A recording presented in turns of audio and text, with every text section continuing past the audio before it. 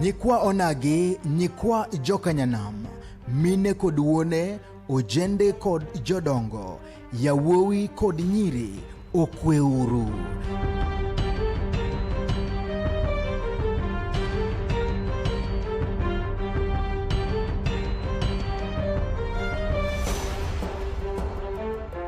Gima ber osebiro kendo osechoponwa kamora mora mawantie. Wahere, warwake, wapake, wagwedhe kendo walande ne dhoudi duto matindo kod madongo. Ma en Chuny Onagi TV, adundo jaluo.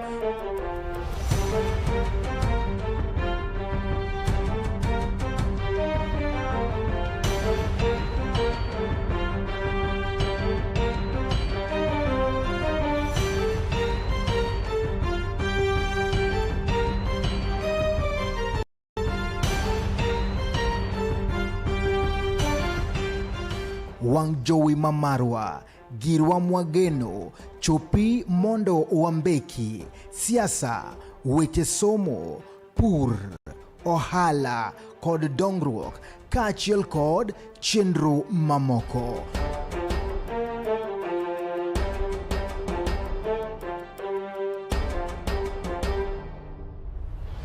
Chuny Onagi TV, adundo jaluo.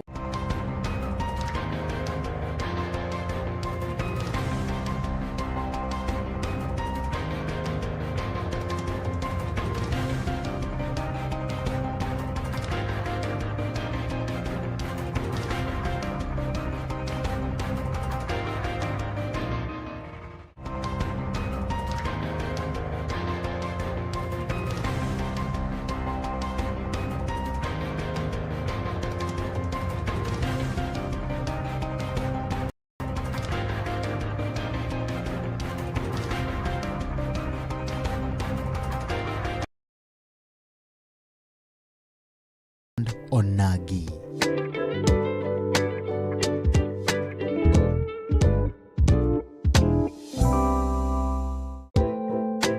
Ma en duond onagi.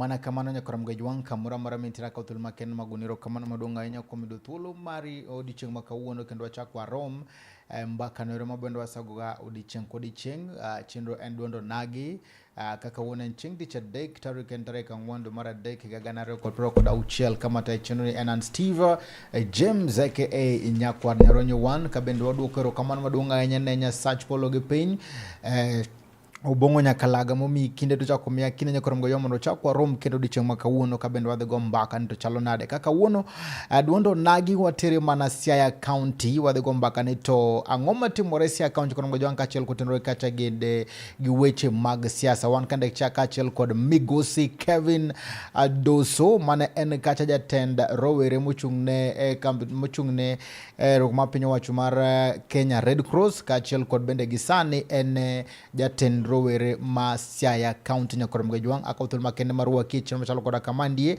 mondo miwa chaka nyakorom gajwang ni to chalo nade kokamano to akauthul makende mondo miarwak migosi Kevin Doso ni to ichiwo nade chiwo maber Steve akauthuolo ni mondo ago erokamano kendo akauthuolo ni be mondo amos nyikwara mogi ajwang duto te kamoro amora ma gintie niyo yawre uru erokamano kuom luonga kae kawuono Erokamano wabe wagoro kamano donga nyan ke china chel kuoma rowere mabende wuok e county no ma Siaya ma wadago godo mbaka kendo wasebedo kata gejo sama pogore lakini odiochieng' ma kawuono to in jal mabende koro ya Siaya ang'eno oganda kawuono do winjo ni to Siaya to wacho nang'o weche mabende koro tenre ke siasa kapok wachako to ina mondo akaw thuolo makende mondo mi imusna japiny to Kevin Doso ochiwo nade kaachiel kod joode. Okay, erokamano Steve. Amoso nyikwara Mugi Ojwang' kendo an achiew maber kawuono. Aparo ni anyalo wacho nyinga ne japiny mondo I introduce myself. Kamedo e gik miwachogo. An Kevin Odhiambo Doso. An awuok Siaya. An wuod Ugenya maja Ugunja. To apon Siaya.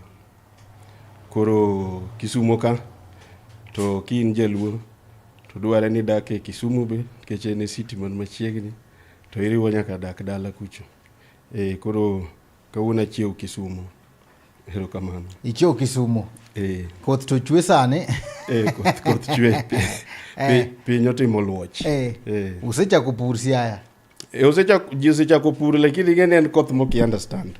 Uking'eyo kata ke season ochakre, but koro sani because of climate change chuno ji ni seche mineno koth no kaka niwinjo ka Mama Ida nong'isowa ni kome koth mineno koro ji aneno ka komo ji puro.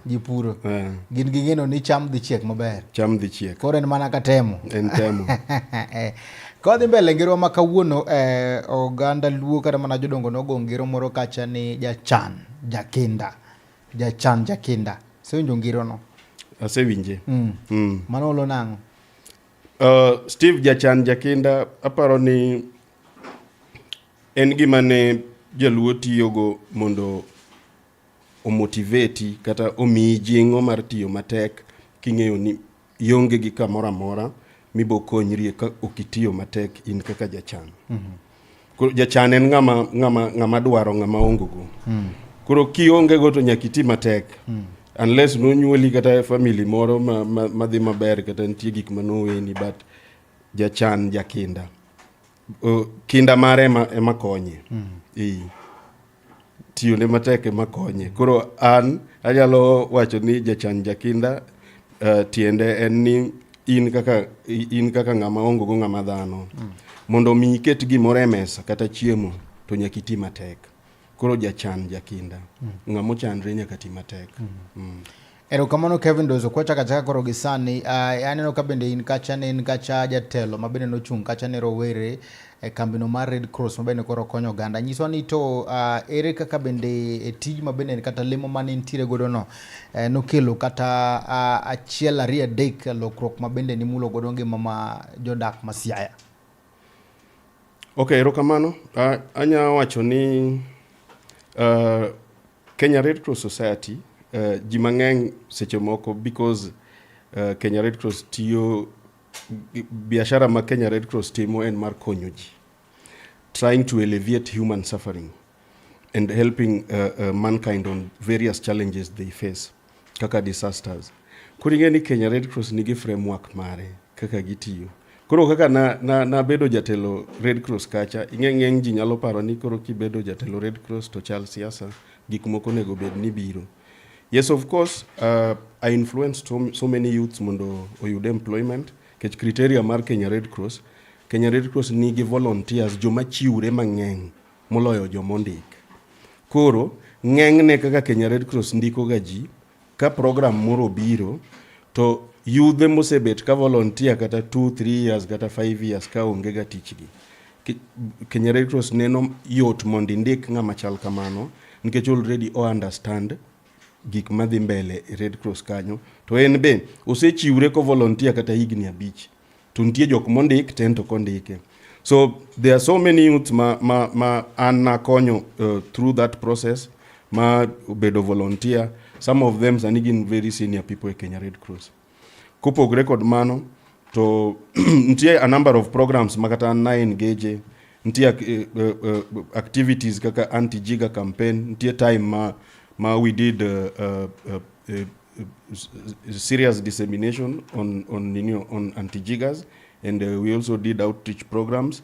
Na partner gi ji mang'eny kata osiep na majon junior wase partner go gi Kenya Red Cross kawa konyo schools moko Ugenya, Homa Bay. So during that time abe equally nan busy gi gik moko to Kenya Red Cross kanyo emana create impact moingo oko nikech seche moyieri kaka kata jakom kata seche ma yudo tich kanyo to impact ni no idwa nene within. Kenya Red Cross nigi gik mang'eny kabisa. Like personally, Kenya Red Cross no kawa koro dhitiyo koda internationally because of my brain kod how I understood the youth programs and youth activities. So mostly ntie programs mane waran Geneva together with my counterparts from other countries. So my time at Kenya Red Cross, I think I exceeded expectation mag jok mane wango to kata manoga andawa kata relatives kata jopiny mane wang'erego, at least in one way or the other, I could assist you on matters Kenya Red Cross. Kata kauona podanja Red Cross. Podanja Red Cross. Oka hold mana position, but I'm a lifetime member who has ever been a director at the top level. Erokamano. Gisani bende Kevin Doso negi migape moro matin jo Siaya kata mabende utiyo godo kaka achiel kuom konyo jogo mabende ochando. Kalure gi experience mabende ne yudo e Red Cross kacha menyo wacho ni mato achako mar konyo oganda na kaka ja Siaya gi jal mabende koro wacho kaka bende obwongo ni ne ber moteri loka gino mabende koro duogo na igoro ja piny mar konyo ja Siaya kata mulo ngima rowere. Yeah, we engage personally, kuro kaka a leader, I engage programs mang'eny mag youth empowerment. Ntie kata Siaya tie youth kagin gi activities to unlink between gin gi gima gidwaro cha. Yudo ka there's a youth group madwa chako kata project moro ma generate income. To koro gionge kaka ginya chopo machiegni gi pesa. Koro an gi knowledge ma an go kod experience nikech an exposed be.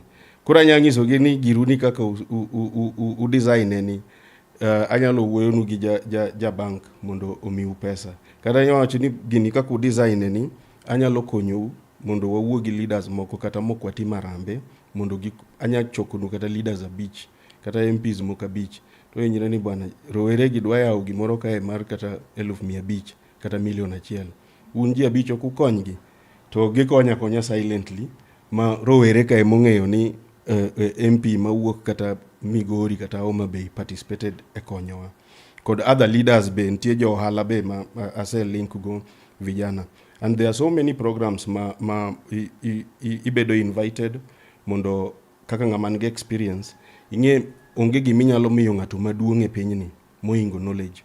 Get knowledge udhi tiyo go kiny. Iwinjo. So asebet ka initiatives mag youthewa kata minewa locally kucho. You get called to go and sometimes offer motivational talk ne jogo. Inyalo migi consultancy on how to run their program maonge gima gichuli. To kowe mano to activities bentie mang'eny madhi mbele ma in kaka individual ibeda member. Koro an member mag grube moko mang'eny but en mana mar konyo gi e paro kod konyo gi how to mobilize resources. Ma Kevin Doso dwaro lemo moro e siasa ka 2027 gie sani to lemo madwaro to onge. Ma 2027 mato okamanye gimoro. Ma pio dure. Kevin, Siaya County, rowere ma Siaya County yiwak ni kanye. Giywak in kaka achiel kuom rowere yiwak ntiere mang'eny, in yiwak mane misewinjo ma rowere ma Siaya County? Ang'o ma giywak ahinya? Of course, Steve, adiera mantie. En ni challenge maduong' ma wan go as a country, maybe the whole of Africa, en unemployment. Iwinjo. Ji osomo mang'eny to tich onge. Tigeri this British government system mane wakao kuom wazungeni. Nen designed ni kitieko school to nego bed ni yudango tich. Emomiyo neno ka kane wazunge odwoko serikal e lwet jarateng. To Jaramogi kod Mboya nodhi manyo joluo mantie loka makata nodhi somo plus jo Kenya man nyalo bet loka modhi somo. Kata kise somo mana 1 year to ne giduoki ni mondo ibi konygi e loso sirikal. Kata a good example kineno SK Macharia. SK Macharia Jaramogi manokel duoko Kenya ko odhi somo loka. Otiyo ne government for some period, rise in the ranks mag sirikal, kasto odonje business. Koro challenge mawango system ni itieko school to onge tich. Tiyudo ni gima muhimu e ngimani en kaka inyalo keto chiemo e mesa. So environment mawadake keto chiemo e mesa obedo so challenging masani iyudo ka kata ka ineno mana jatelo ka wuok e function biringo mane tiend mtoke matin to kiringo kata gimoro 50 meters tibe ineno ni kori setiyo koro mondo omanyi ni gimoro matin. Yani loso pesa obedo matek. Koro gimomiyo yudhe ywak en ni jotendwa sana luo kae jotendwa poko focus sana empowering the youth. Koro momi ineno ka kata kantie political function tuntie yudhe mang'eny man gi thuolo mar dhi attending these functions nikech tich onge. Okinyal laumugi. Ok gin be jok minya wacho ni ng'ata ma youth ma Siaya ni ywak to gin joma richo. Opportunity ema onge. Ma leaders wa onego many. In fact gimonego tim sani kata ka jipo kochopo 2027 onego many kaka wa empower youthwa.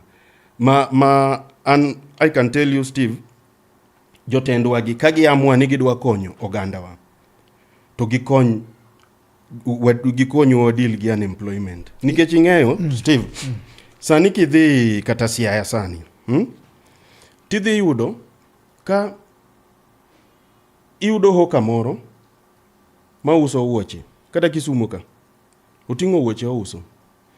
Ging'eyo source. Hoka ni kinone kata kioro ne pesa ing'eyo wuoche kuome tidhi yudo ni en ja Burundi. Oken jaka. Koro tije moko kata mag tiyo hotel matindo tindo gi Steve. Sadi koro oganda moko mowuok e pinje moko biro timo gika to gin ginya survive go. Nikech ing'eni ng'ato odwa wuotho gi wuoche the whole day ko wuok kata gi siling 1,000 to according to ing'eni Kenya chal Europe. 1,000 ma Kenya en pesa mang'eny Burundi kucho. Iwinjo? Makata kodak Siaya to nya pidha dhako Burundi gi wuoche negi. Nikech pesa ioro through M-Pesa. To yudo ka Burundi kujo seche moko kata minute nyalo kooro ne kata 500 to ginyalo chiema comfortably. Koro gineno ko opportunity nitie kata ing'eni jowa to ok ginyal embrace gigo nikech gin ohelni moko ma joka biro nikech gin jochan. Gibiro ka gin dhuno dendgi. Chal mana kaka wan jo Europe makae. Erokamano. To wapenje ere kaka county ma Siaya oseketo rowere kata miyo gi nafase mag tije kaka bende constitution ni rowere ongo bende ime lemo moko kata mane sirikal. Bende nitiere kaka tend sirikal ma Siaya osego kang' neno ni rowere bendo omigi gima bende ginyalo makrego. Kanyo to abro dok ne yudhe. Nikech ing'eni Steve, sirikal en gima itayo gi chik gi policies. Kata katiba marwa o recognize 30% allocation mar youth kod women. Ni sasa mitimo tenders to nego bed ni yudhe gi mine kod gi less fortunate gin oket gi omigi gin special group. Iwinjo? But makosa matimre tabro dok ne yudhe. Ing'eni sheria ni okete nyaki yaw kambi, kambi nini mondo yud tije moland ka nitie threshold mabe nyaki timango nyaka kambi ni bed no chope. Koro yudo ka joma nigi kembe madongo ka ema ng'ato kawo nyathine kata kawo jaode to register go. Koro yudo ka tich kata en tij gero ot moro maduong' ma kata 70 million to it was reserved for youth kata special special group. Tineno ka ng'ama time adier en youth. Lakini ki go wang'i kuom youth no to ken jaduong' moro kata ma ja 60 years.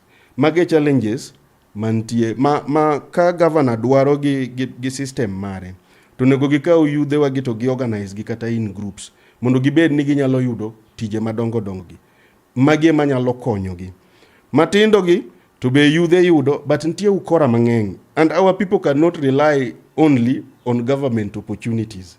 Serikal ok nyal satisfy needs mag ji through tender nikech kirango development pesa mar development Kenya ka tin ga moloyo pesa mar recurrent michulo pesa moket mar maendeleo tin iyudo kasi higa achiel iyudo kata bilion 9 to pesa mabodhi ne maendeleo seche moko en kata 4 billion kende, not even half of the allocation. Pesa modong dhie mafuta, chulo salaries, kaka jogi nyalo ringo koni, kaka ginya rito mwandu mar county.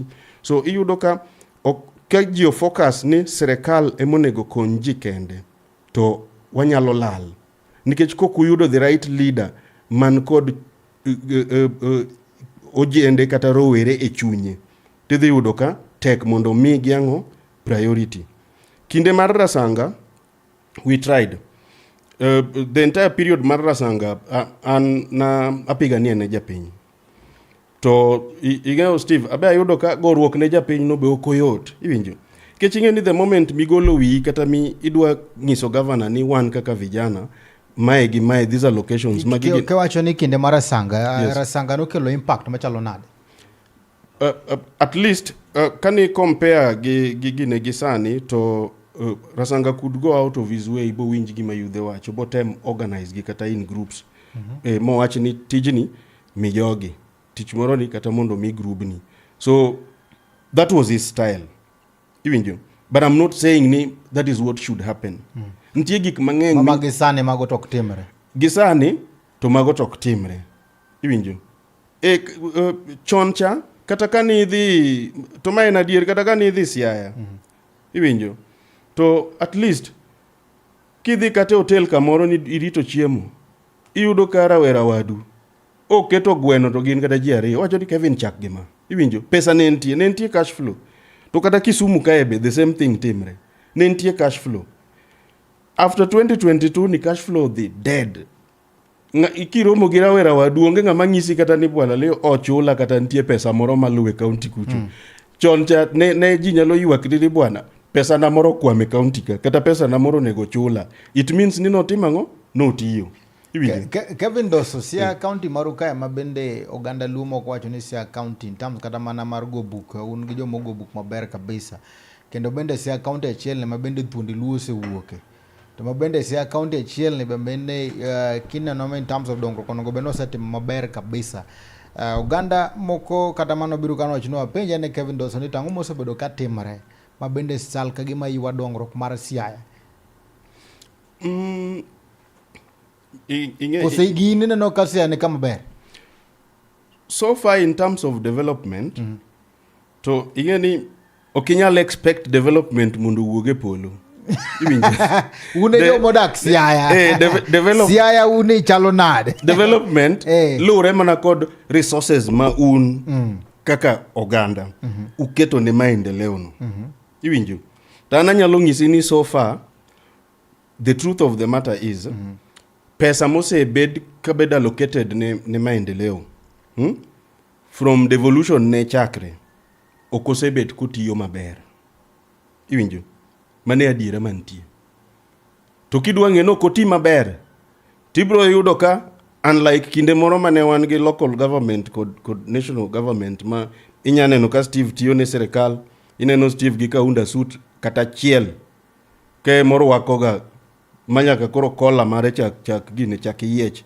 to Steve tiyo ne serikal sani ng'ama tiyo kata ne county mantie edero kumipoge gigi pes maendeleo li iyudo kaka ng'at moro mane chwara koro ben mana boss e gweng' gi kucho ng'ato ni kata gi miera dek people are spending pesa unnecessarily nyombo ng'eny jotelo nyombo ji nyombo nikech pesa nitie to ken salary to ken loan Siaya medo population imedo population koro anyanyisi ni kalure gi pesa mosebedo allocated for development ne Siaya to aparo ni wase fall short to it's because of corruption. Iwinjo. To corruption to en gima othago across. En gima it's a national disaster. Ma the president should deal with. Iwinjo. Gimewacho corruption kanyo, dibendi ma achiel kuom gino mabende koro jalup governor ma Siaya mano William Oduol na bende ne gore ne. William en osiepna. An achiel kuom ji adek mane oomo William mondo bi ochung' governor Siaya. Kane oyier gi Orengo, to nitie gimomiyo tiyo ne dhi tamogi. Kech ing'e ni William en ng'ama handsome, to Orengo to ken handsome. Orengo bo delegate duties gi. Koro ing'e ni koyiergi, to nitie kaka William gombo mondo tim gik moko. Ting'e ni governor en ye boss. To koken handsome, to tek mondo mi o create environment ne jalupne ni ma coexist go kod jogi. Iwinjo. Koro an anyalo ng'isi ka Steve nikech an ng'ama ohero wacho adier, am a straight shooter. Wacho adier ma jo Siaya windwa winjo ka gima timore office. Pogruok mar Oduol kod Orengo enena based on their handlers. Iwinjo. Enena interest manodhi bopogre. That is the truth. Iwinjo. Handlers mag Orengo, they felt threatened gi existence mar Oduol, to Oduol koni believe in what is right. Koro joka mondo gi exist mabere serikal magineno mato margi. Negineno they have to do away with William. I'm sorry to say so, but that is what is happening. Nikech between Orengo kod Oduol at personal level there's nothing. Onge gimoro madiwach ni jok mo Orengo as governor and running mate ni less than 8 months. To gisechwanyre. Gichwanyre jomo spend. Kikita edo luma ng'ato winjo maber kabisa. Oduol ne dwaro ang'o? Ok en interest mar Oduol. Ing'e ni seche ma in deputy ma Hanson. Tin gi a respected leader kaka Orengo to ken Hanson. It's either in iwuon kaka deputy governor ema koro oti kodi mondo mi implement gik moko. Or kotiyo kod joge, to in deputy ma Hanson, okudhi winjre gi jogi. Nikech igedi be i executive kae, in kod lemo, you are second in command to the governor. To PM ma governor to bro neno no be, kata koken second, kata third, kata fourth, to kuwuok kuom governor, gine joma koro kendo nego be ni call shot. And that is why, iyudo ka kuma nitie governor moyier ma is a bit strong, deputy governor ma is a bit strong, teach bedo ga matek. Dongine no kata a good example kata Magwanga. Kirango Magwanga, governor wanga otemo omiye nyaka portfolio, omiye position moro ni mondo be omiye ministry. Iwinjo. But podi koko, podu woki penjri ni Magwanga dwarango. Ena environment no jogo tek mondo coexist. Ke in deputy motegno. Tek mondo mi bed around governor mabe nigi system mare gi joge. Jok medhi kelo chwanyruok e kindu gin mna jougi. Beneno ka yuarruok ni mane ntiere kinda kata man ntiere kinda governor gi jalupne samoro thiro dongruok ma Siaya. Onyama na thiro dongruok mar siasa gi jo siasa gi handlers, but dongruok madhine japincha to dhi thiro nadi. Nikech wan serikal nitie kaka oket kaka timo maendeleo. Iwinjo. Serikal ka pesa olego bed ni biro mar gero stadium, to pesa no ok biwe biro nikech koro governor ok winjre gi deputy. Kapok wadhi break. Ye monda penje mandi. Beno neno kacha ni jalup governor ni Nairobi. Nairobi. To governor bende samoro ongo office.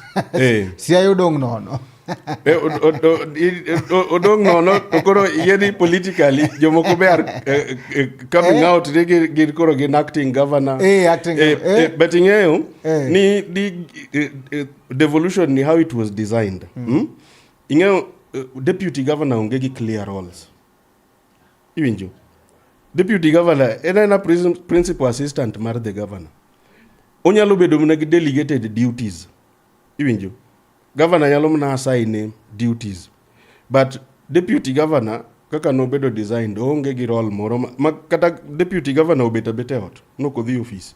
To onge gimoro ma onego kete lwete ma serious ma inya yudo ni koro chuno ni owuog e ot mondo dhi office kata ni mtoka dhi wuok e office kabire e ode mondo go gimoro sei. Ero kamano make mana gi kanyo korom gajwang wadwa dhi yo matin kang waduonyo korom gajwang to wadhi go mbaka kandi ni to kalure kachiel kod Kevin Dos mabende ochung'ne kacha rowere ma Siaya County odhi nyiso telo mar ariyo ni to rowere ma Siaya gin bang' tok moluor party leader Dr. Oburu Oginga koso gin tok governor ma Siaya James Orengo. Nyakorom gajwang niso ni to unbanga gine linda mwananchi kose linda ground kimediketi mana kanyo korom gajwang wadugo bang samachuok. Ma en duond onagi.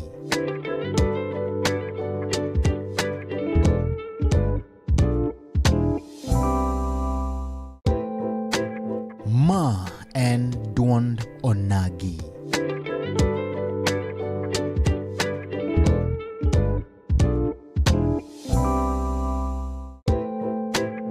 Ma en duond onagi.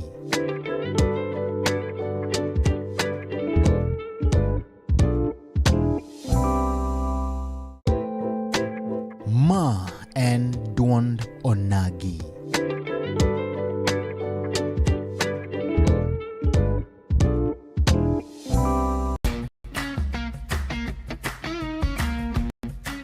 Looking for furniture that speaks comfort, style, and strength? Welcome to Kolweny Furniture's Kisumu, where quality meets affordability. From elegant sofas to strong beds, stylish tables to modern cabinets, we've got the best furniture to turn your house into a home.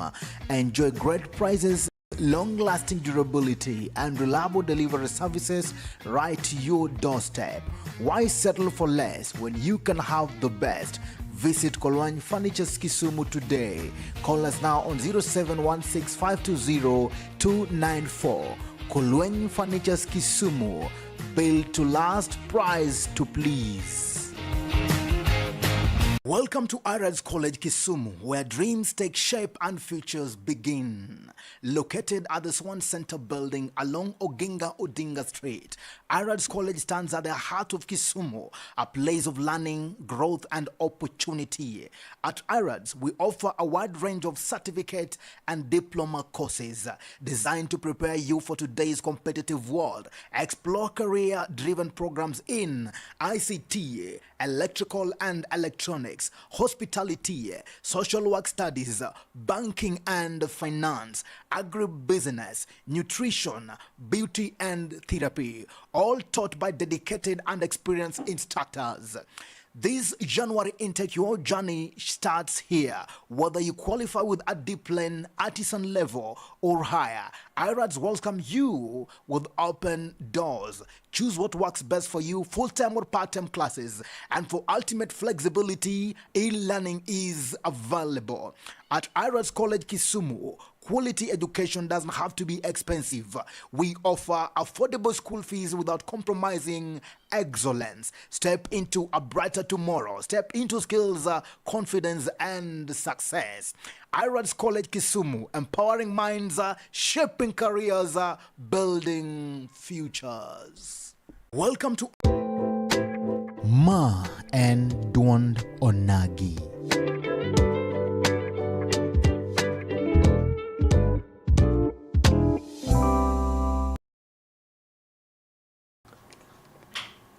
Mana kama nyokorom gajwang hakautul makende marwaki kende tilo mara rio madundo nagi kama bende wan kachiel koda ailongo nimeguse Kevin Doso man kacha jatelo maro were modore kacha Siaya County nyokorom gajwang tilo mara rio bende kuro de ka kacha tulo mar somo kacha weche magi to nyisa ni to pati chalo nade ponono ne ja Siaya nyisa ni to angoma timore Siaya dongruok mage mabende nitire Siaya in kaka rawra mabende samoro dak Siaya kada maja Siaya nyisa ni to gin midhirni mag ma samoro kale wan kande kachiel kod jatendu kandi iluongo ni Kevin Doso ma bende wagodo mbaka kanyo krom gijwang'.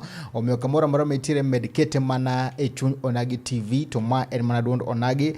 Adhi tego kachiel kod somo pach ma paro mar joneno ni to janeno mara wacho nang'o pono ni network machalo koda kama. An kandi kachiel kod iluongo ni Eric Omondi Omala. Eric Omondi Omala wacho ni chuny Onagi TV waneni maler kamano duong' ahinya. Wan ka gi Duncan Osome wacho ni miyauru tij kendo kata puonjo. Idhi yudo mano, en odwaro kacha tij kendo kata puonjo. Ang'ani ka bende wan kacha gi comments moke platform koni kendo mana dak achiel tu wasoma ote mag janeno mara ni to owacho nang'o e chenro machalo koda kama. Wan gi jajadiro bende wacho noneno maber kabisa. Cynthia Maugo wacho ni oneno chuny Onagi TV maber kabisa. Tatiana wacho ni mos na jatelo, erokamano maduong' ahinya. Wan kande bende gi Olumbe bende wacho ni okete e chenro mar chuny Onagi TV. Med kete mana chuny Onagi TV jokrom gijwang' ne wacho ni kwaduogo e telo mar ariyo to wadhi penjo kandie jatelo Kevin Doso. Mokwongo kapok wadhi penjo ma dwa penjo chandi, ang'o mugolo makamu ma e tich? Erokamano Steve. Idwa no we wach makamu. Dongi jasiaya. Uno wache nang'o ka josiaya? Usiro kose wacho ni maya. Ok ing'eyo ni ginene, ing'eyo ni Steve, adiera mantie as a human being onego bed ni in kaka jatelo. Mokwongo kapok idwoko, bende ung'e ni makamu ne jatich mar Siaya e lemo mane nitiere no, bende ung'eyo? An dong' ang'eyo, ang'eyo jomondik Siaya te. Dong' nang'e nondike kanyo. Ing'e nondike? Nang'e nondike kanyo. But ing'e ni seche moseyier jatelo nitiega gi opportunity mar ndiko joge manokonye. Nikech office mar governor en office mar siasa. Koro seche mubo bet nutayo serikal, to ng'eng'ne utaye kisiasa. Nikech noyieru kisiasa. Koro emomiyo an ndiko mar makamu tich, taonge go gi problem an kaka Kevin. Nikech en gima kidhi county mora mora, tidhi yudo ka ji machal kamago ndik, to there is that provision. Makamu en information officer. One.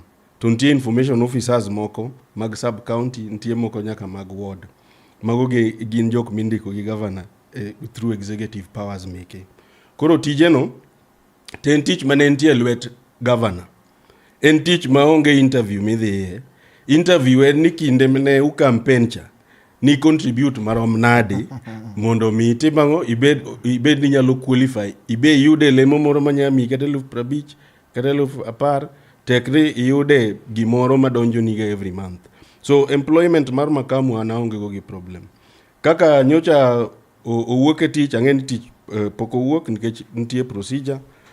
Akia response manochiwo nikech barua nowacho ni mondo show cause why. Ung'is jogo gimomiyo bang' dala dek. Koro ibo yudo ni obe nokawo kata wakili ne moro kata wadgi moro bagindiko go gimoro bagitimango. So gima ne gindiko cha nyalo miyo joka timango we kata pod giriembe. Lakini riembo mare to kinyal laumu ng'ato. Ene mong'e kaka noyudo tijno, to ele manoketho tijno godiechieng' alanga e dier oganda mang'eny. Iwinjo? Nikech geri Steve, ka tek kabisa bondi bed dhako ma chwo ariyo ng'iewo chiemo e ot achiel. Iwinjo? Kata kiwuondriga ni moro ni kiromo go timi assurance to ting'ise ni ino kabi ywara kodi. Ineno bwana moro ni chieng' moro bo ng'iso mama ni bo yanyo dichuo moro cha marach kabisa. Koro gima timre gi gir makamuno ne dhi chopo kuma no dhi barre. Iwinjo? Nikech ing'eni gigi wan kaka handlers mag politicians. Seche moko gima timre ni kawuono Steve winjre gi Kevin Doso. Gin buddies. Gimoro wuok e siasa, Kevin ringo koni, Steve ringo koni. Koro in indiere ka. Iwinjo? Koro you will hang in king'eyo ni maybe Steve kod Kevin Doso ntie gimoro makendo dhi duoko gi together to ala dhi donga. So kirango kata makamu positions mosega hold, iyudo ka seche moko ji yware to en ostay put, then jibo duogo winjre. osetiyo Kisumu, osetiyo Siaya, but en ng'ama anyalo wacho ni o entertain politicians. Iwinjo? So politicians need him more than he needs them. Koro wachne mar tich to ene monyalo salvage. But gima ng'eyo ni kalure kod ayanje manowuok e dhoge ka, nitie gimoro matimre korengo kanyo, mobe notimega. Joka handlers mokogi emidhi yudo ka gionge gi gima ginyanyiso gavana ka giromo gi gavana. Mana wach Makamuno. Gavana Makamuno yanyi to kwaneno ka iyo wang'. Macha yany monego bed ni iyo wang'. Koro gikasa makata idwa duoke tich dak duoke. Kech wal joluo wala dwi mar wan wawegi. Koro yudo ka position no bentie joma gombe. Iwinjo? But tiyo to notiyo. Donge tich manotiyo kinde campaign cha ema nomiyo nondike. Eno ken accountant midwaro gine chief officer ma finance. Koro Makamu apply. En tije manotiyo ka gi campaign cha. Mache role ma pod omedo timango play. Iwinjo? So according to me, Makamu was doing his work. Kalure gi gima nondikre, and according to Ali, he was doing his work perfectly. Ngamundiki monge gimomi ondiki. Iwinjo? To an to onge nikech Makamu wacho ni en plumber dong. Tok no Orengo no engage nikech plumbing. Orengo no engage nikech gik motimo ka. To no konyo Orengo bo yiergi. Iwinjo? Makosa motimre en mana ni nyodhoge okier bo wacho o attack jatende direct. Tiyer seche mi attack jatendi direct. Un ji ariyo onya bedo gi soft spot for you. Unyalo gore sim bo nyer ni bwana kacha to joko wundi mondi goya kama chanango. Koro ununya nyiero ji ariyo. Lakini handlers modongi duoke to governor ni machanga kik sud kata buti. So gima Makamu gore go sani oken Orengo, but handlers mag Orengo. Governor Smaka Luoka ndiye nenre ka bende gino mabende koro sani gi siro kacha tend Ker William Samoei Ruto. Gino bende giwacho ni totam. To waneno ka county ma government ma Siaya, mano James Orengo. Koro en gi paro mopogore ni okonango beno wasir tend William Samoei Ruto. Koro en gi puoth mar linda wananchi. Ine kachel kod jal ma bendo telo ne rowere Siaya. Ng'eni samoro bende nyakuguru sim nikech imbe itelo. Ma kodwaro gimoro amora ma otenore kachel kod ojende to samoro sim nyaka ywagni. Uporo wach nade? About Linda giwacho Orengo. Okay, Steve topic no broad and yorowere dwano winje ni to Kevin Doso initi wacho nang. Mokwongo an kaka Kevin to kanyala advice rawera mora ni okaw side gigo. Iwinjo? Nikech ikaw side gimikia kumochomo. Iwinjo? Kirango the other side, end game ng'among'eyo onge. Side moro ni be end game ng'among'eyo timre nadi onge. Koro ken gimoro ma nigi kore gatache ma inya advice vijana ni luuru ng'ani. Uluwa kuchomo kure. The other side, Ker William Ruto ema dictate. Element gi script. State House kucho. Kaka jogi operate. Iwinjo? Orengo Babu Sifuna team moro ni gibe script gini. End game oking'eyo. But gima muhimu en ni wan jo ODM. To baba nyo wewe yango ODM. Iwinjo? And Steve Orengo okakawe fault mora. Iwinjo? And where declare karango kamera ni. And oka hold brief ne ngato, okan kae ni asiro ngato. Anaonge jasiasa ma support. An managi independent views maga. Iwinjo? An onge kumoro ma jasiasa moro tuweya. Kaka iwinjo jomoko ma samoro iwinjo ni ng'ani koro wito tich nikech nyo wuoyo marach. An kata ka wuoyo sani maber kata marach, tich madhi wito onge. Iwinjo? Steve, adiera mantie. Kirango gima Orengo timo, makosa onge.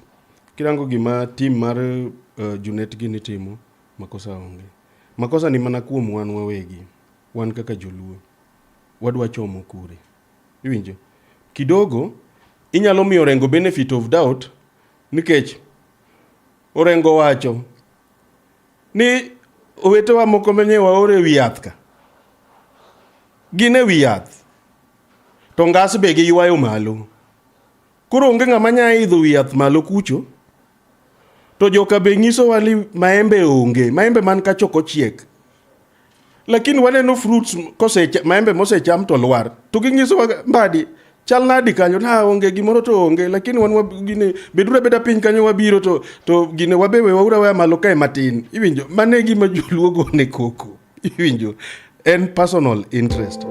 An kipenja Steve to route maber ma wan kaka joluo de wakao bang' Raila. Iwinjo ok de wa jump the gun. De wa penjire ni to ohala mar jaluoni. Ohala mineno mar jaluoni. Kaka no chakre. Iwinjo wasebet gi generations. Iwinjo ne wal gi Jaramogi Gemboya geni. Bang'e to Rengo, Raila, Nyong'o gi jomoko be manose nindo ojoin. Iwinjo to hala mar joluoni osebed kitae kod jok mwang'eyo ok jok mwakia. Kanyo Jaramogi nindo, Raila ne en independent. Ogo amen gi jolwet baba gi Orengo Nyong'o gini ba jogi bo mie space bo ting'o wiye. Iwinjo then Raila osebet ko keto jaluo kamora achiel. Iwinjo kata koko moko mag kia jo South jokure osebedo ko downplay gigo. Kendo idhi yudo kata stronghold mare kumiwinje Raila en kuonde kaka Homa Bay, Migori gini.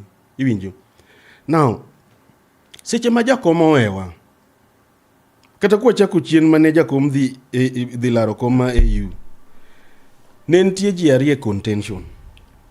Jok mane waparo nyalo rito chama kojolo ka jakom onge. Nying mokwongo ne Professor Peter Anyang' Nyong'o kod Senior Counsel James Orengo. But adwa nyise gimoro kae ma ji mang'eny poko ofokasie. Steve, shida ma wan go joluo sani en mana ni ji are too ambitious. Nikech kirango broad based ni the people who negotiated it berki wacha dier, the people who negotiated it directly no benefit gi yudo positions. Iwinjo to manegin timo negotiations gi nitie jok moko manegi ng'eyo no sebet ka tiyo ga gi jakom closely maka gi soe gino to gino dhi timango gino dhi barre gino kudhi faulu nikech gin gi DNA mar revolution cha. Ingeni girwa mar ODM ka nitie joma pod nigi DNA mar revolution mantie gik moko makingiso gi to ginyal yie. Iwinjo japiny gin joma pod believe kuom japiny. Koro jogi no manage bo geng'o rengo gini. Makata kani idwa ket ng'ama rito chama kojolo ka Raila dhi kucho. Ingeni kinde nema Ruto pango Raila kocha to jowagi be negotiate koni mondo ji winja maber. Now jogi noketo rengo gini oko. Ka gicha idwa miyo rengo ni mondo tae kaka kojolo nikech Nyong'o be tinde okoero weche mang'eny to jogo dhi bo block Orengo. Ba omi Nyong'o gicha. Adiera mantie Orengo be of course nokomor nikech obe as an individual as a leader oneno ni obe odeserve gimoro kaka ng'at mabe osechung gi joluo kinde mang'eny. Joluo be oseyiere osekete power lakini obe oneno ni sasa ya mawan matek kaka joluo ma piny koro tweleso piny tek ma kiwuothe street kineno kata bandu kineno kata okuyu to ine ma ginyieri ni wang'ni to koro wang'ni to koro urumo kabisa udhi bondo. Kindego ema joluo otegemea ga jogi. Miyudo ka ji odiche screen Supreme Court koko ne Orengo. Ano ka support Orengo. Ano wajo manadier. Koko ne Orengo to joluo pod chuny gi moka. Iwinjo. Magara kitimo yiero immediately after yiero all these other leaders kirango kata na elections wasega dhie court. All these other leaders kosega timi yiero gidhi ga celebrate gi jokorgi. Lawyers mineno gi ema pod dok ga bet piny gi document meeting mane lori. Gidwa somo gigo. Iwuoke campaign omau ji celebrate inidwa somo Steve idwa prepare for that petition. Iwinjo. Kuro Orengo be neno ni bwana after all this jogi tama igini to jok matama igini gin jomo biro bang'a. Iwinjo. Kuro kanyo jakomo nindo to jogi ogo kwano Iwinjo gimoro ma Sifuna wachoga ni gichopo e airport to ofwenyo ni koro kendo jog Raila ma jog Raila ma gita gi del koro kendo tuo goyo gi lokre. Iwinjo? To ka gin kiny go kiny to giwinjo ni jogi osetimo ang'o? Ose replace jakom. Iwinjo? Now, an kipenja, an aonge gi problem kod Oburu. Iwinjo? But adiera mantie, siasa to onge honesty. Siasa be onge fairness, Steve. Lakini adiera mantie, en ni Oburu, jakom nye wachopo go kuma nye wang'eyo ni 2027, jakom may not run for president. Iwinjo? To Oburu to eno wadgi maduong'ne. Owachoga mwaka ariyo kende emopogogi. Koro wan kaka jaluo. Jok manoka Oburu boketo kacha. Iwinjo? Number 1, Steve nyaka wayiere. Iwinjo? Kikwane mudho wala yot. Kidogo ne gidhi ba gigeng'o progress mar jaluo e siasa ma Kenya. Nikech ang'o? Wang'eyo gik ma wanyalo timo kod ka giketo Oburu kanyo gigeng'o progress mar joluo. Nade? Ing'eni siasa ka. Oburu dong jaluo. Dong en jaluo, en ruadhwa. En ruadhwa, watini kod mano. Koro mae ruadhu. Udwa dhigo e mawie wrestling. Iwinjo? Mae ruadhu mabe udwa showcase to the world. Steve, ang'o madwa tim kod Oburu? E siasa ka. Dongo negotiate power. Ha? Negotiate power. To negotiate power, yes. Lakini nitie a lot of limitations. Iwinjo? Nyaka wabed gi ng'at moro maka ber. To kata ka weche tek nikech ing'eni kisebedo kaka party leader. An kipenja Steve, an kata gik party leader go noko nego bed field. Tiende ni neno ni Oburu ok noromo gi position no. Okeyo marach. But okoromo go. Okeyo marach. Okeyo marach. Seche mipiko Oburu. Nikech in gi Mbadi, in gi Wandai, in gi Junet, in gi jogi. Tipik nga Oburu. In nyaka kod Orengo. Tikao Oburu. Oburu nigi limitations. Nikech age mare kose. Nikech age mare. That is the truth. That is the truth. Age neno kelo limitations. Matiende ni wan kaka joluo options wakoro are limited. Iwinjo? Emomi ineno ka from the onset, kane jomoko wacho ni wadwa kom ma deputy president, to Oburu owuon emowuok kowacho ni mano ok wadwa. We Kindiki, sisi hatuna shida na hiyo kiti yako Kindiki. Iwinjo? Nikech korangre, to neno ni kapoli kata kom maduong' biro mopogre gi cabinet gi. Kod PSS gi. To nego bed ni miyo party leader. Waduoki chien kacha matene wacho ni Orengo nokomor kano yier kacha Nyong'o mondo mi obed kacha party chairman mane bende koro Ugusi Raila ne dhi laro kom mar EU. Kaeto bende chaki wacho kacha ni kano yier kacha Dr. Oburu Oginga. Nok ber nikech en kaka achiel kuom jogo mabende osebede telo kendo kedo kachiel kod Raila Amolo Odinga nongo be ni embe neno kata imiele momoro. Sande bende wuok ka odwaro kacha wacho ni oromo bedo ker mar oromo bedo president mar piny Kenya. Oking'e ni jogo nego bed gi gini, nego gibed gi discipline in their body politics. Igeni Steve, no ka Orengo romo bedo ker. Orengo himself, kuma entie sani, ang'o manyamo ne bedo ker? To odwaro ker koso odwaro mana relevance? Gima timre Steve, anwa anyisi kama. Kalure kod arrangement ma wan go kod Ruto, gi activities mwaseneno kadhi mbele ka. Iwinjo? Jogi oriwre ariwa. Ka jogi ok oriwre, to wan gi disaster mbele ka. Iwinjo? An gimorengo dwaro malong'o. Ang'eno Orengo tok dwa presidency. Iwinjo? Tadwa nyisi gimoro. An achako siasa chon. In fact, 2005 ka onge kata ID gi driving license. Mano korige ni ODM chakre. Rally manotim Kisumu ka. Iwinjo? The year 2005, rally manogo maduong' Kisumu ka makasto balala gini koro wacho ODM being a party.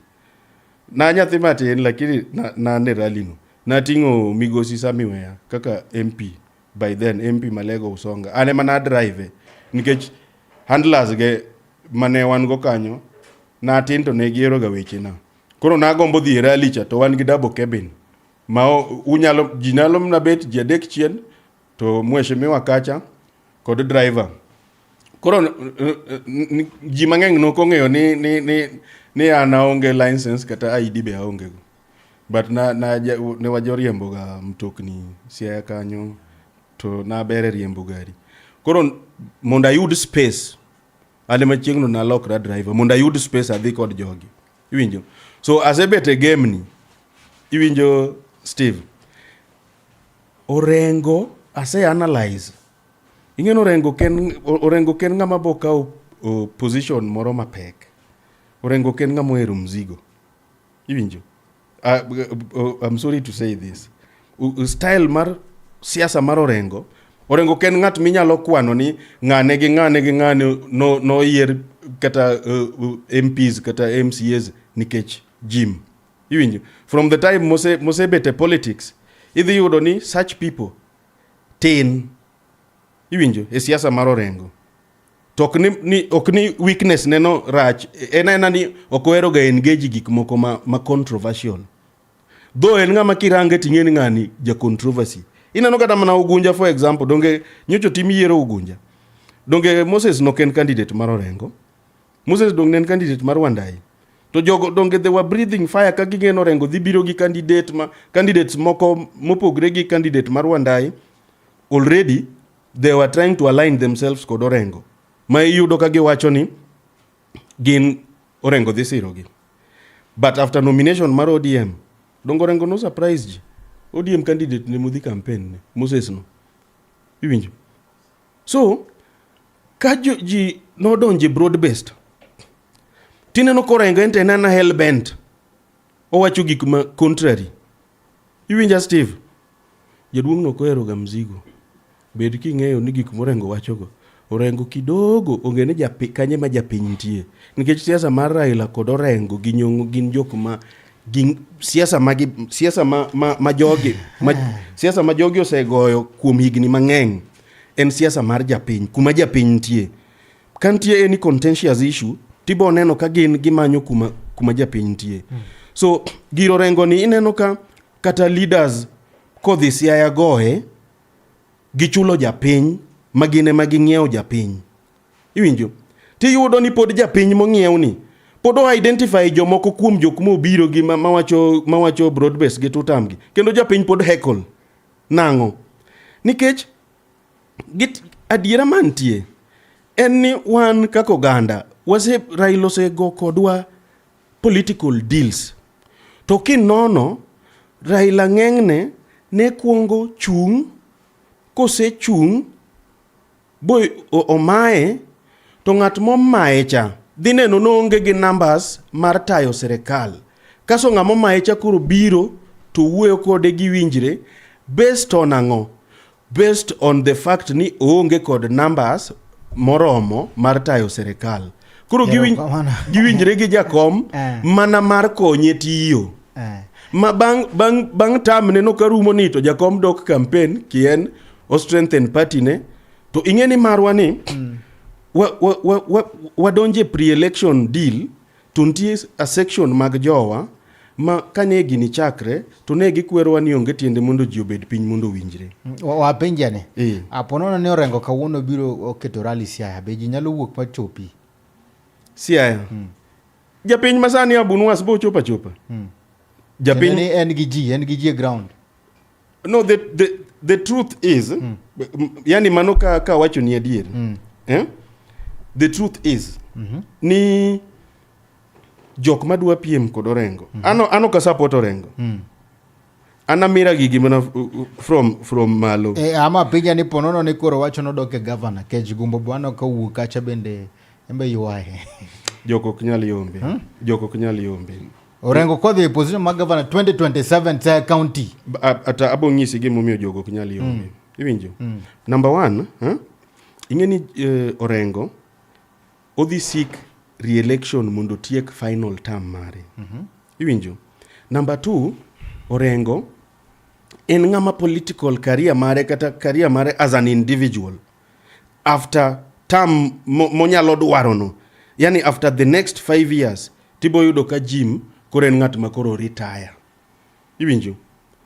After timo another term as governor, I don't think norengo kendo bro chung kom moro. Nikech odhi bedo koro chopo age mar oburu gini obe. Masani ka jio the election to rengo kawe. Kasa ni jio the election, jakura bro penjire ni aweyo rengo monda ka ugumbo ng'ama poko chopo 60 years. Gumbo pod nigi life. Orengo to kalure kod kaka gisepigania nwa. Ano kaere lakini ochungo kata tin tok mang'wende. Iwinjo? Okay. Kalure kod kaka gisepigania nwa. Kata mbadi gini kata wandai gini. Kila ng'ato mondo kete loye. Iwinjo? As it is right now, iwinjo? Koro orengo dhi dok nikech osegore ne piny koso dhi dok nikech osetiyo ne josiaya. Mano be kendo adhi duoki gimo ki expect kuoma. And asebet ka go hand siasa. And I'll tell you, kata kirango Facebook posts maker. Mane Ruto uwinjire gi Raila. The first governor mano host Ruto ne Orengo. Iwinjo? Ting'eyo gima ne jikia. Nikech Ruto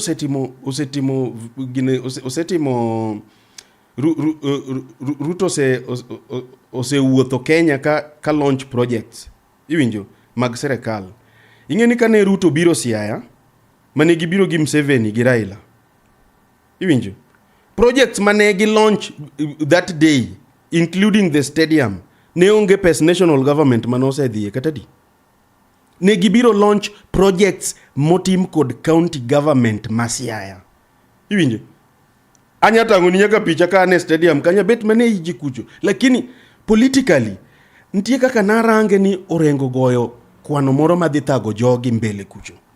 If you met me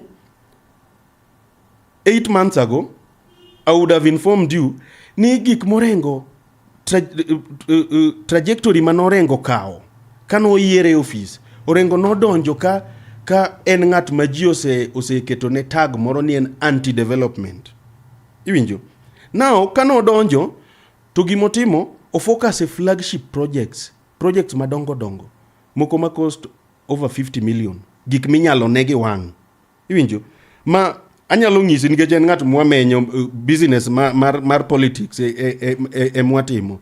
So, Orengo no allocate yudo ka every financial year oketo kata gimoro 300 million ni mano odwaro kata flagship projects adek kata 4. Now, en gi gik mosetimo. Kwanwa ge jatelo. En gi gik mosetimo. For instance, kirango kata Bondo kacha. There's a model ECD. There's a model ECD, how an ECD should be constructed in the modern world. Iwinjo? Mo ogero everything. Iwinjo? Mana tam neni. Echa oserumo. Haya, another project mabene gidhi launch kod Ruto gi Ruto, President Ruto gi Raila kod Museveni. Ntie ginene rice mill moro yo Nyadorera kuchiluongo ni Sindo rice mill. Rice mill no be Orengo otimo. Okonyo jokocha nikech joka ing'eni gibe gin ga jopur mchele e thidhia ma piny kono. To gisebet gi changamoto kaka ginyalo garego mchende gigo, kaka ginyalo timo value addition ne mchele ma gipidho no. Stadium Berasanga no weyo stadium at about 30%. Iwinjo? But Managi Pes County Orengo timango otieke. Bo invite joka mondo obio one gimotimo. Ma from there eka bange national government nyocha koro wacho ni gidhi keto pesa moro maduong' e stadium no mondo koro ketne roof all round, oketne shade all round. Iwinjo? To gimed other developments within.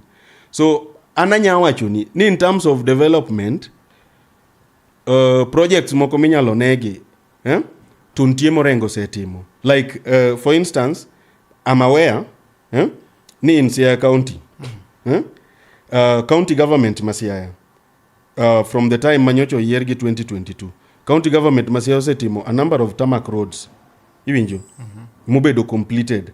And office governor no ne giketo ni in every sub county. Gitimo ring road in every market, every sub county. Gitimo ring road tarmac. Madhi over 1 kilometer. Kidhi Sega, idhi Udo, kidhi Yala, ntie ring road, kidhi Akala, ntie ring road, kidhi Ndori, ntie ring road, kidhi Usenge, ntie ring road. Iwinjo. So mago gin maendeleo moko ma by the time mang'ani dhi wuok koro ni campaign to dhi hinyo go jok ma goe kaka anti development. Iwinjo. Then koro kendo kirango seniority, reason mane momiyo igol Orenge governor tiket kata ng'ama chielo. To jogi to gin jok ma pod nigi life. Iwinjo, pod ginyalo chung. Koro Steve mano to werigo mano aduoko penjo mi penja kapo ni Orengo nyalo chung. Ano ka support Orengo to gik manyisigo gin strengths meke ma ng'ata madwa confront to must be aware of those facts. Kan ka gilongo ni Okinyo Chogo actually watching live from Uzima University. Okinyo Chogo watching live from Uzima University. Kama no donganyo Okinyo Chogo ponono ni kachagi penjo mora to mae sama bende nyalo cholo godo kacha penjo ni mora an bende kagi Gwanda wacho nembe okete mana chunyo nagi TV ro kama donga inya. Ma wan kande kachel ko lungo ni Kevin Doso. E wacho ni Orengo yombo gumbo maler. Ingeo, Steve, siasa masiana nasegoe. Iwinjo. To Manakati kanyo we monda koro kwa tieko penjo ni kapo kwa tieko Uganda mathoth pacho kaende bende koro wacho ni koro gineno ka gima serikal mar William Ruto ne mabende koro dhi kodgi maber. Ini kaka achiel kuom rawera motelo ne kacha youth kata mana youth leader. Inyalo wacho nang'. Serikal ni bende otiyo gi youth maber. Abo ng'isi ni serikand Ruto ni ochal go fula. Yen seche ma koth ochwe ka oro osebet mang'eny. Tiyudo ka ofula ringo. Kapok ochoponi to kinyal ng'e ni koth ochwe kocha. To seche ma ofula ochoponi e king'e ni koth ochwe. Serikand Ruto ni joluo dhi siro Ruto. Iwinjo. Joluo to dhi siro Ruto te. Lakini pake kod wuoyo kuom serikand ni emiyudo ka jaluo pogre paro nikech ang'o nitie joma fula ni osechoponegi to nitie joma podi. Iwinjo. Nikech kibet ka ing'eni let's say kata ni be igo siasa. Iwinjo. To iwinjo gik moko ni serikand ni nitie jok moko ma okete payroll. Magin gi an. To gina ji kaka rowere wage tu manormal gi. Ingeni bobedo ni matek mondo ini wer two term ka there's nothing you are benefiting from that government. Iwinjo. So ananyalo ng'isi ni Ruto tidhi gone kura. To ng'eng'ne Ruto kudhi gone kura nikech broad based ni. Ruto idhi gone kura ng'eng'ne nikech Raymond Omolo kod projects magisebedo ka gitemo timo kuondegi. Iwinjo. Mane momi idhi gone kura. Koro kipenja about tend care aonge kod problem gi tend care no nikech jok mofula mar ker ose choponegi. Gin jok badaki wuogo chal nyako ma ni hera. Igeri nyako mantie hera tek mondo i advice.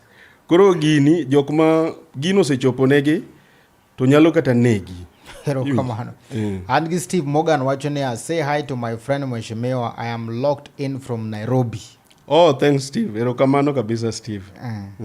Wacho no neni ken dalama Nairobi. Oh. Hero kamano kabisa Steve. Hero kamano. Ko kamano nya kuram gajwang kamora mara mintia ka tulma kenna maguniro kamano madonga inya kum ketemane chuny onagi TV adundo ujaluo nikech Steve wacho no ni ka ene dalama Nairobi. Nisa ni to beneno ka babo wino dhika okacha governor ma Nairobi. Mana matinto. Kipacha to keche ng'ane bende wuok kacha, Jalango bende dwaro kacha komno mar Senate, to Sifuna bende kacha. Mano chwada joda piyo lore. Chwade piyo. Don't tie gimoro madwaga gine, madwaga wacho, but anang'eyo ni gie sani yiero mwadhi e 2027 ento chung ne Babu maber Nairobi. Iwinjo? En gi chance. Makmana ni nyocha na wacho ni Babu be oteme omanye jomoko mondo winj wachgi. Iwinjo? Nikech igeni ki ginene kitemo yuari gi oweteni momi pesa kata mobedo bribed. Tidhi yudo ni go siasa bedo ni matek, seche moko inya bedo provoked bi igol matamshi moko kata indik gik moko momonogo.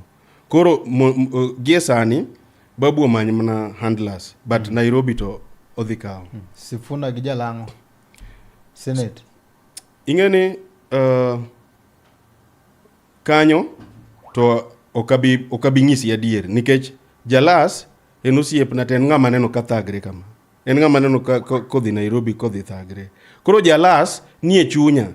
To Sifuna to politically he is correct. Iwinjo? Ng'ene jatelo nyaka bed ng'at ma wacho adier. Yes. In jatend rowere. Yes. Pachien mane? Nairobi kacha. Anto da gomb Jalas, lakini mondo yomb Sifuna to tek.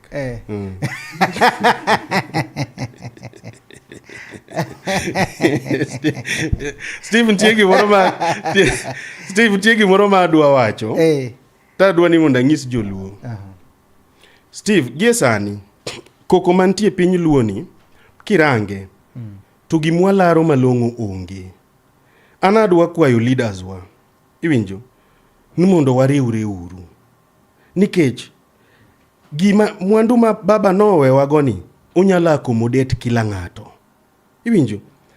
Sani Steve, idwa wachona ni Oburu ntie gimodwaro ma Orengo be dwaro. Onge? But wayuare nang'o? Wayuare nikech pesa monj kaeni, ntie jomok dwa winjo anything to do with kiani ni inidwa ni mondo wabed piny wawinjre. Lakini Steve anadwa wacho ni kama bed ni wan kaka joluo watimo gik moko kare.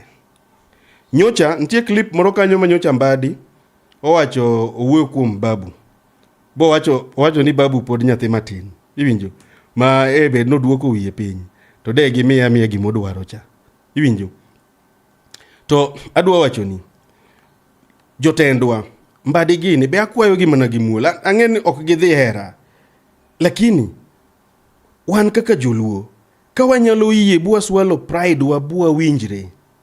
Steve, joluo koko yudo kom ma deputy president e yiero ni ma pod waraidon ginene popularity mar Raila kod teko Raila sani. Ka joluo kodhi for deputy president to mondo mi kendo nikech wadhi barre kokwa winjre wadhi barre mondo mi waduog kamoro achiel ba chieng' moro wabe wagol kata running mate kata ng'at madhi chung president nyalo bagowa. Iwinjo? Koro anadwa kwayo leaders wani we can accommodate them. Wan kaka joluo, wan kaka oganda. Kila ng'ato ng'iswa gimodwaro. Iwinjo? Oburu ng'iswa gimadwaro. Orengo ng'iswa gimadwaro. Juneto ng'iswa gimadwaro. Iwinjo? Oburu dwaro power. To kod Oburu dwaro power. Odwa power mobup koso power matin. Iwinjo? So anane no ni ka wanyalo winjre kaka joluo. Wabi together, wamanyi ng'ato mondo dhi obed running mate mar Ruto, wawe rango oganda moko. Wabed ni at least one be bang Raila yiero ma 2027 wan kaka joluo wa achieve producing the deputy president of the Republic of Kenya. Mane gima joluo onge gi presidency be. Koro yot mondo mi kwa biro together tuwuo kod Ruto bo mi wajaluo kaka running mate. Kevin Doso weche ng'eny to saye matin. Yes. John Mbadi wacho ni counties mag Homa Bay, Kisii, Nyamira kod ken oriw mondo bed gi moro achiel. Dong'en seche moko kibet kuma pesa nitie mang'eny minene gi wang'i kama. to language miwacho gin mna ibino ka gima ber ni mondo oketh counties moko ero ni counties onego bed kata beriyo kende 47 go ng'eny oking'e ni what will change owegi kamano koso opuonjgi but what will change pache ni mondo miyo pesa mamalo bed mabup nikech yudo ka national government kelo pesa e counties mang'eny to counties moko onge gima tere national government. To question is national cake bedoga allocated through population koso kamano kanyo bro duogo kanyo dichieng' machielo mondo chak wago mbaka na Nyakoram Gajwang' ko kamano taka uthul maken magoniro kamano maduong' ahinya kuom kete mana e chuny Onagi TV adundo jaluo wan kande kachiel kod iluongo ni Kevin Doso mabende jasiaya kendo youth leader ma Siaya County Nyakoram Gajwang' wago kode mbaka kande kendo wacho achiel ariyo adek wan kande kachiel kod komondiro kamano Duncan Osome Okinyo Chogo watching live from Uzima University kamano Steve Morgan kachiel kod Dujo Ditote mabende no kete mana e chenro machalo koda kamande kamane tai chenro and Steve James aka Nyakwar Nyaronyo One kachiel kod director ma chenro ni Junior Omondi gi Medusa wa Nelson Mandela Okore iro kamano dunga nya kachiel kod Kevin Doso koso bina wegi moro maidwa wacho wachi mogi twalore pod wabo duogo lakini joluo to nyaka wakonyre iparo mondo kik walal wan ohala ma joluo ni wan joma tindo wabe wadwan jogi kik wenwa gini kamarach giwenwa go kuma kata wabe ka koro wabo donje leadership to okwati matek ahinya kaka gibera ila no wacho ni maembe ni malo to gigolo ngas gikawo ngas gi idho go maembe koro kiwuoyo gi mbadiri yawa ni lingalenga piny ka dire moko piny ka to mbadi wacho ni gini be onge malo ka ko kamano Nyakoram Gajwang' giro ma kawuono ne en ni Jakinda tiyo matek erokamano kuom kete chenro ni nyaka warom kanyo kendo dichieng' makiny oritu masani.